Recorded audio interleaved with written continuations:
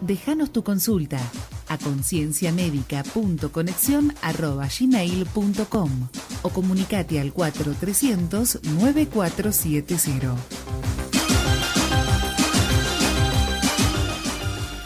Bueno, nuestro entrevistado del día de hoy es el doctor Roberto Nicolás Agüero, cardiólogo, staff de cardiología en DIN Cardiovascular, miembro titular de la SAC y participó del consenso de la SAC de Chagas y es un especialista en Chagas.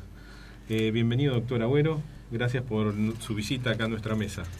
Bueno, les agradezco muchísimo la invitación y realmente es un gusto poder participar y difundir todo lo que se pueda hacia la sociedad de la problemática de Chagas, que muchas veces es una problemática que ha sido soslayada o dejado de lado por diferentes razones, no solamente médicas, sino también de tipo social y económico. Sí, uno siempre lo vio de lejos al Chagas, al menos los que vivimos acá en Capital Federal, uno habla de Chagas y se le viene la imagen por ahí, el norte del país, las provincias pobres, por ahí las casas humildes hechas de adobe, pero creo que es más problema el Chagas ahora también para el conurbano y para Capital, ¿no? El Chagas hace tiempo que dejó, es una patología que está clasificada como endémica, pero se ha extendido. En este momento las estadísticas varían, pero hay alrededor de 15 millones de personas afectadas en toda América. Esto va desde Estados Unidos y aún por fenómeno migratorio hasta Canadá y llega hasta el sur de Argentina y Chile. Hay una cantidad enorme de pacientes que están infectados con el Chagas. De estos, en Argentina, algunas estadísticas dan alrededor de 2,5 millones de personas afectadas por Chagas, de las cuales entre un 20 y un 25% desarrollan enfermedad, ya sea afectación cardiovascular o digestiva. Bien, y esta enfermedad, bueno, todos sabemos que se transmite a través de un insecto, que es la vinchuca. ¿Hay alguna otra forma que se pueda transmitir? Esa es la forma vectorial, a través de la cual la vinchuca, que es un insecto hematófago, pica a la persona habitualmente durante el sueño. No se transmite por la picadura, sino que el insecto, después de picar a la persona, tiene deposiciones y en esas deposiciones están los parásitos y la persona al rascarse en forma instintiva introduce esos parásitos en la herida y a través de ahí al torrente circulatorio.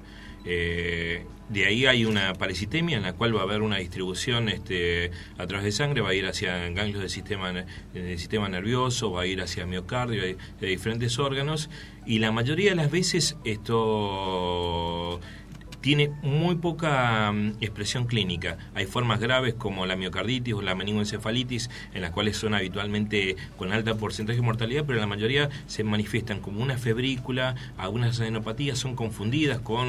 O sea que una persona por ahí se infectó, vino la vinchuca, lo picó, se rascó, se infectó y pasa como una gripe o una cosa así. Puede pasar banal. como una gripe, una infección de otro tipo, porque a veces hay una febrícula, hay una adenopatía, el complejo oftalmoganglionar de Romaña, que era lo que uno ve en los libros de medicina, con el paciente con el ojo hinchado, con exoftalmitis, es raro de ver, es muy poco prevalente, y los pocos casos que se ven, uno los rescata cuando interroga al paciente y frente al interrogatorio recién el paciente puede referir algo parecido. La mayoría de las veces es una picadura que se confunde con la picadura de un mosquito u otro insecto y pasa en forma inadvertida. Y como es una enfermedad, la mayoría de las veces de evolución crónica, pasan 20 o 30 años hasta que en alguna reacción, en una serología, en un control prelaboral o de otro tipo, da la reacción positiva para Chagas, entonces es ahí donde aparece la alarma. Pero para ese momento ya ha pasado un largo periodo de tiempo. ¿Y la vinchuca, podemos tenerla en nuestro medio o la dejamos relegada para el norte del país, como decíamos al principio? Desgraciadamente la vinchuca ha acompañado las migraciones internas y externas, ha viajado junto con los migrantes, ya sea de países vecinos o dentro del país, y ha viajado con la ropa, con los alimentos, y ha encontrado desgraciadamente condiciones adecuadas en cuanto a los cambios climáticos, en lo cual cuando uno apunta a la ecología, el tema de nuestra tropicalización de nuestro clima ha creado también condiciones adecuadas para el parásito. La pobreza, la miseria y los hábitos de higiene deteriorados por procesos económicos ayudan a que lo que inicialmente era un fenómeno muy restringido a una zona del norte de nuestro país o a zonas más cálidas se ha empezado a extender, y en este momento hay casos de Chagas con diferente tipo de prevalencia, pero por todo el país. ¿Cuáles son los síntomas y cómo se trata una persona que está infectada? Hay que diferenciar dos cosas. Por un lado, la forma aguda. La forma aguda es tiene muy baja prevalencia. Como dijimos, la mayoría de las veces cuando se produce la picadura hay un fenómeno de febrícula, de enopatía, a veces hay hepatomegalia. Se puede confundir con otro tipo de enfermedades bacterianas o virales, y en la mayoría de las veces pasa en forma prácticamente subclínica. Las formas graves son formas, como decíamos, meningoencefalitis o miocarditis, en las cuales el paciente rápidamente entra en un estado grave y muchas veces es internado de urgencia con alto tipo de mortalidad, pero estas son las formas menos comunes. La mayoría de las veces los pacientes evolucionan crónicamente, y a partir de los 40 o 50 años, aquellos pacientes que ya tienen Chagas en forma crónica evolucionan con arritmias, bloqueos de rama, dilatación del corazón, miocardiopatías dilatadas, y en ese momento, cuando al investigar la causa de esa miocardiopatía se descubre Chagas. Y la otra forma, que en nuestro país se cree menos frecuente, pero en verdad tiene que ver con un subregistro, son los compromisos digestivos. Pacientes que empiezan a tener alteraciones de ritmo evacuatorio, y cuando el gastroenterólogo los estudia se encuentra con megacolon chagásico, formas de megacolon tóxico, que tienen que ver justamente con disautonomías causadas también por el Chagas. Ahora, el paciente se infectó, ya pasaron los años y ya tiene su patología, que en nuestro país se da más la parte cardiológica, cardíaca, y por ahí en Brasil se da más la parte digestiva.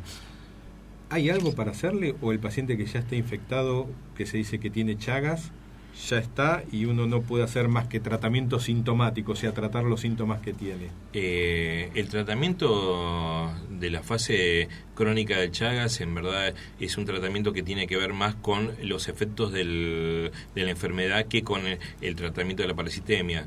Porque una vez que el parásito se introdujo, la parasitemia habitualmente es muy baja, y la mayoría de los efectos que vemos tienen que ver con respuesta del sistema inmune. Es nuestro propio sistema inmune que daña los órganos, y entonces lo que uno hace es hacer frente al daño de esos órganos y tratar el daño de esos órganos. El tratamiento para eliminar el parásito que hay drogas y son muy efectivas, sirve principalmente en la fase aguda, en chicos, y esto es lo importante, en los niños. Antes, en algún momento se habló hasta los 12 años, en este momento se está extendiendo un poquito más la posibilidad de tratarlos hasta los 16, y algunos dicen hasta los 18 años. Hay una alta chance de que, si se trata precozmente a los chicos, puedan negativizar la serología y puedan evolucionar sin daño cardíaco digestivo. Eso es con lo cual es importante detectar a estos chicos y poder darles el tratamiento adecuado. Lo otro es la detección de recién nacidos, de madres chagásicas, en los cuales, si uno detecta la infección, uno les puede dar el tratamiento adecuado y puede evitar que el paciente evolucione hacia el Chagas, hacia la enfermedad de Chagas. O sea, lo tradicional, bueno, era a través del vector. Las otras formas de contagio, entonces, sería de la madre al hijo. Tienes una forma, es la de la madre al hijo. Lo otro es en los pacientes trasplantados. En la medida que se ha ido incrementando el número de pacientes trasplantados, el tema de pacientes que ya están infectados, ya sea con Chagas o con tuberculosis, ha empezado a ser un problema justamente para todo lo que es manejo de pacientes trasplantados, con lo cual de todas maneras, este tipo de pacientes que han recibido un trasplante de un órgano infectado, de un paciente que está infectado por Chagas, puede ser tratado y muchas veces, si es tratado adecuadamente, tiene muy buena respuesta. Y lo otro es accidentes laborales, gente que hace investigación o que trabaja con elementos con sangre, elementos infectados con Chagas, puede llegar a sufrir este tipo de infección. Pero en este momento lo más frecuente es el tema vectorial. La otra población de pacientes en las cuales a veces se puede diagnosticar tardíamente Chagas y puede tener que ver con un mal pronóstico son los pacientes inmunodeprimidos, ya sea por alguna enfermedad linfoproliferativa o pacientes inmunodeprimidos por haber recibido trasplante, por más que el órgano no esté trasplantado. Esos pacientes, si se le hace serología, a veces la serología puede ser negativa a pesar de que el paciente tenga Chagas, y los otros son los pacientes con enfermedades antirretrovirales, con lo cual, que son otra población en la cual a veces el debut de la enfermedad de Chagas es una meningoencefalitis habitualmente fatal. Con lo cual claro, son formas mucho más graves por ahí que se termina la enfermedad en este tipo de pacientes. Roberto, algo que es muy de mito también, ¿no? El tema de los bancos de sangre, las transfusiones. Hoy eso está más controlado. ¿Cómo se ve hoy la prevalencia de un habitualmente en América la mayoría de los países tienen legislación para poder controlar, para que se hacen todo un kit de serologías a los donantes y a los hemoderivados, con lo cual la posibilidad de transmisión en un sistema de salud medianamente reglado es muy baja. Pero bueno, ha ocurrido en Europa o en Estados Unidos, cuando todavía no se tenía experiencia en esto, y en la medida que la inmigración fue creciendo, de contaminación de bancos de sangre justamente por donantes de origen latinoamericano, en los cuales tenían serología positiva para Chagas. El paciente donó, y al hacerse el kit de serologías no se le hizo el kit para Chagas, y al ser transfundido ese hemoderivado generó en el paciente un Chagas agudo.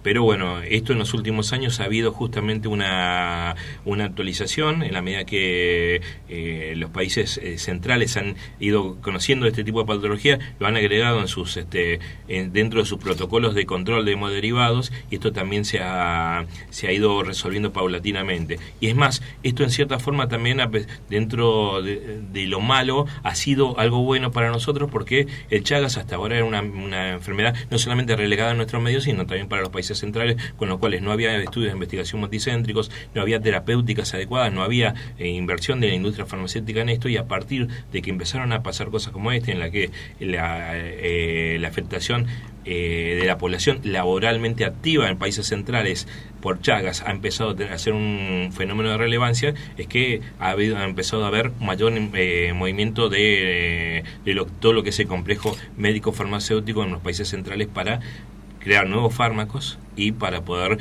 crear nuevas formas de diagnóstico de esto. Uno de los estudios justamente que se está realizando en este momento, que es el BENEFIC, es un estudio en el cual se plantea el uso de benidazol en la fase crónica de tratamiento, cosa que hasta ahora se había desestimado, y había estudios muy pequeños, muy selección de casos que no tenían peso en cuanto a evidencia médica. Se está haciendo un estudio multicéntrico mundial, en el cual justamente se está buscando ver si el tratamiento con medicación de la fase crónica tiene o no algún sentido. Y esto está dirigido por Salim Yousuf, un epidemiólogo de Canadá, que es una autoridad mundial en estudios epidemiológicos cardiológicos, con lo cual implica cuál es la importancia que tiene para ahora para los países centrales el Chagas. Claro, un canadiense que se ocupe de Chagas. Claro. Pensado hace unos años. Sí, porque lo que pasa es que los países centrales, como muy bien decía él, con todo el avance de las enfermedades del SIDA sobre todo, están viendo que tienen enfermedades que antes no tenían, como ser tuberculosis, por ejemplo, que habían erradicado y hoy tienen pacientes tuberculosos. Sí. Y seguramente con esto pasa lo mismo. Sí, de que rompió el HIV afloraron un montón de patologías. En los estudios prelaborales, ¿se hace la serología de Chagas? Estuvo por ley reglado la idea cuando la legislación previa se había incluido la determinación de la serología de Chagas, tanto en el prelaboral como como en el antiguo servicio militar obligatorio, para detectar este tipo de pacientes y poder darles la prestación médica adecuada. El tema es que la ley se transformó en una herramienta discriminatoria, porque muchos de las personas a las cuales se les detectaba serología positiva para Chagas, por más que estuvieran clínicamente sanos, eran relegados del trabajo y no entraban. Con lo cual hay un gran porcentaje aún actualmente de personas que serían una población activa económicamente, pero por una serología de Chagas positiva no entran a trabajar en ningún lado, con lo cual el mecanismo de multiplicador de exclusión del sistema de salud, del sistema social, sigue funcionando. A partir del 2007 se decidió que no fuera obligatorio esto y que no fuera un elemento de discriminación tener serología para Chagas. Porque ¿qué pasa? El 80% de los que son picados por una vinchuca adquieren la enfermedad de Chagas, no desarrollan una enfermedad clínicamente evidente, no desarrollan cardiopatía, y entonces son pacientes que, a pesar de tener serología positiva, están sanos en cuanto a lo funcional, pero son relegados si en el examen laboral encuentran Chagas positivo. Con lo cual esto es importante, poder no discriminar a esa gente. La idea es detectarlo para darles el tratamiento y darles su lugar, no excluirlos. Claro. Bueno, te recordamos que estamos con el doctor Roberto Agüero, cardiólogo y especialista en Chagas. Roberto, a nivel Argentina, ¿hay algún registro de la cantidad de enfermos que tenemos chagásicos o con serología positiva?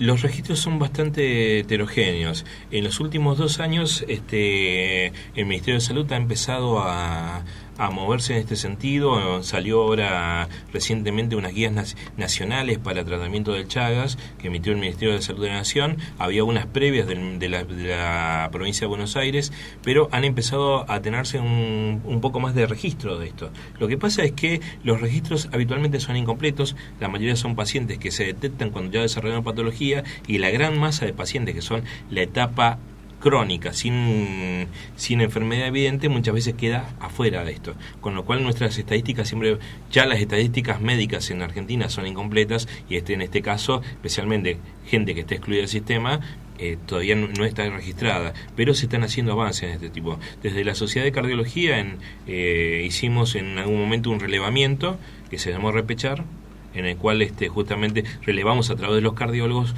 todo lo que la cantidad de pacientes, y las estadísticas nos daban superiores a estos 2,5 millones de pacientes un número del Ministerio de Salud. Doctor, usted mencionaba que una de las formas de transmisión de la enfermedad es de la madre al bebé. En el momento del embarazo, si una mujer que posee la enfermedad de Chagas queda embarazada, ¿qué medidas de precaución se deben tomar en este caso?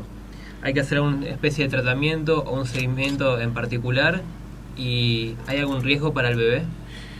El tema principal es con la embarazada. Si la embarazada hay que evaluarla como cualquier otro tipo de embarazo, ver si la embarazada tiene o no tiene enfermedad cardiovascular o digestiva por Chagas, si está en una etapa crónica, si en enfermedad clínicamente evidente. Lo que uno hace es el seguimiento habitual de cada embarazada, y lo importante empieza a pasar a partir del nacimiento, porque es muy importante ver si a ese chico que nace, la parasitemia que se transfirió por vía placentaria es lo suficientemente alta como para infectarlo. Entonces, en esa etapa inicial, dentro de los primeros 6 meses, todo lo que son serologías de anticuerpos no sirven, porque hay transmisión materno-fetal de anticuerpos, con lo cual la hemoglutinación y el ELISA que se hacen habitualmente en los pacientes adultos no sirven, porque hay anticuerpos circulantes de la madre. Sí sirve hacer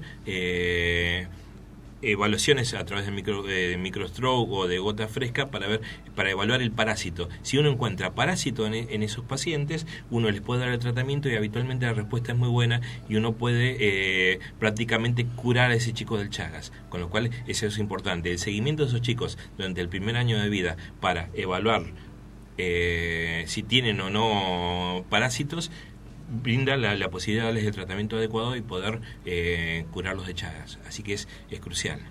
Darle tratamiento a la embarazada que no tiene una enfermedad de Chagas, que no sea, no tiene enfermedad cardíaca o digestiva, no tiene beneficio, es más, puede ser teratogénica. Bueno, doctor Agüero, estamos llegando a nuestro horario de finalización del programa. Le agradecemos muchísimo su visita, que nos haya aclarado estos temas con respecto al Chagas, que es una enfermedad que está con nosotros y convive con nosotros evidentemente en nuestro país.